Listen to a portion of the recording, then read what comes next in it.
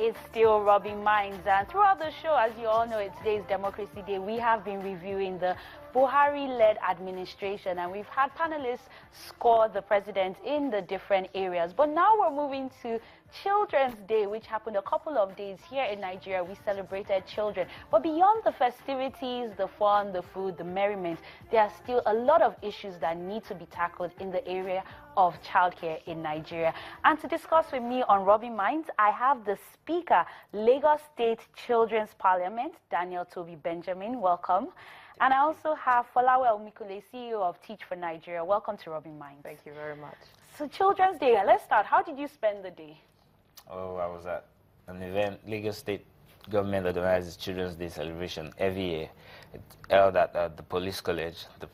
And what did you do at the event? Did you get to speak to children, encourage them? Speak to children. The Commissioner for Women Affairs and Poverty Alleviation was present, the Permanent Secretary, the Director, and we had the motivational speaker speaking to the children and speaking to the parents too on the things they should do for the children and generally advising parents against abuse on children.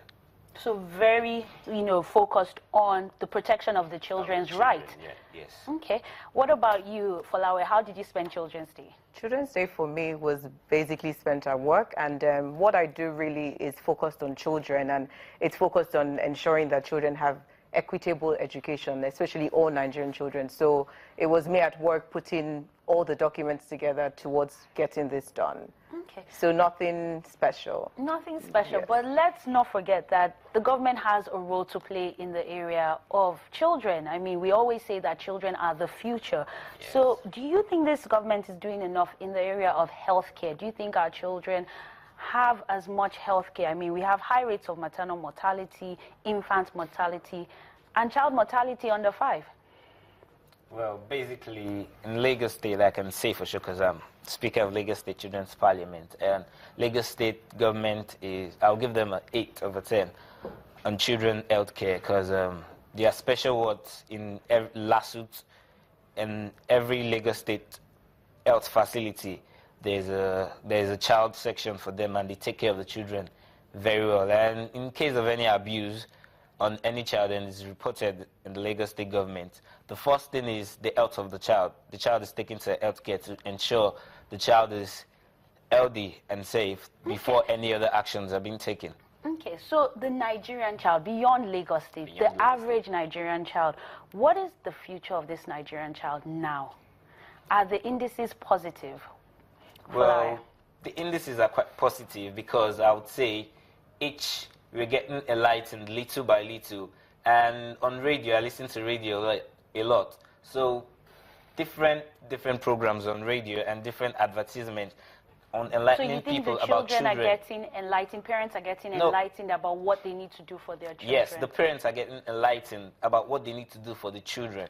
Because I won't say the children are being enlightened because in the school curriculum, there are different subjects and different topics to enlighten the children on their rights on civic education in Lagos State and Nigerian schools. So let's follow up on that. Education. Do you think the Nigerian child, the average Nigerian child, has access to quality education? So for me first, I think the essence of Children's Day is beyond just celebrating that day and seeing that day, as honoring the child.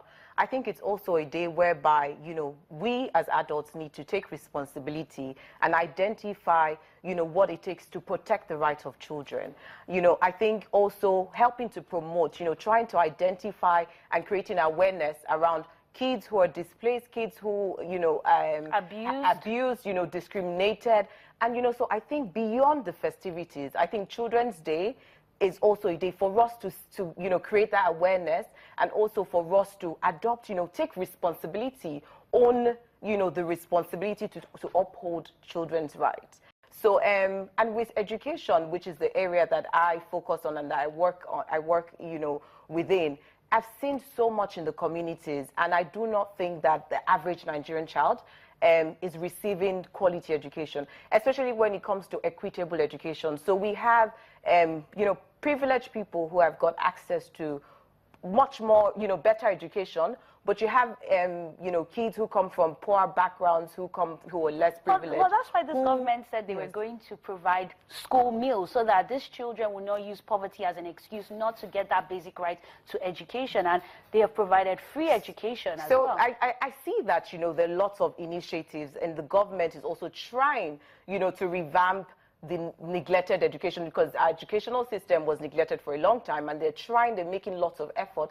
But I think it's beyond there. It's such a systemic problem that needs to be addressed systemically. So, you know, it's beyond just giving meals, free meals. It's beyond just recruiting thousands of teachers. But we need to be methodical about it, and we need to put a system in place to really address the root causes. So, yes, you know, poverty happens to be one of it, and you're providing meals to the kids in school. But we've also heard of cases whereby these kids go to school, they're given the meals, and after the break time, they leave school. You know, so how are we ensuring that these guys go to school, eat the meals, and get quality education? How do we ensure that the teacher who is to provide, you know, the learning is also there and well-equipped to give good teaching? You know, so we need to look at all those factors. How are we ensuring that, you know, the materials for learning, you know, the books that are available, you know, so how are we ensuring that all of this? And that's why I say the government is doing, you know, a lot, yes, major, but then there's so much more.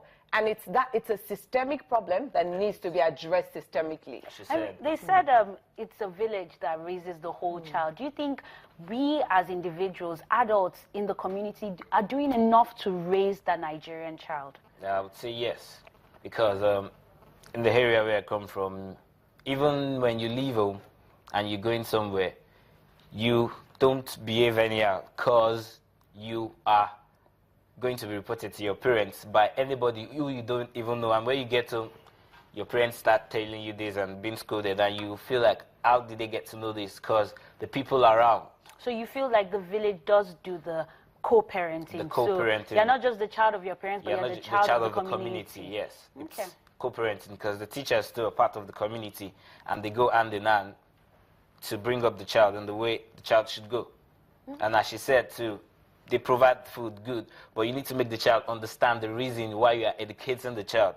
When the child understands that, okay, this is the reason I'm being educated, I think the child too would have more urge towards learning. So we have to inculcate the habit of wanting to learn, the urge for learning. I think that's on a very low edge in the country. So they should inculcate the urge for learning in the average Nigerian child.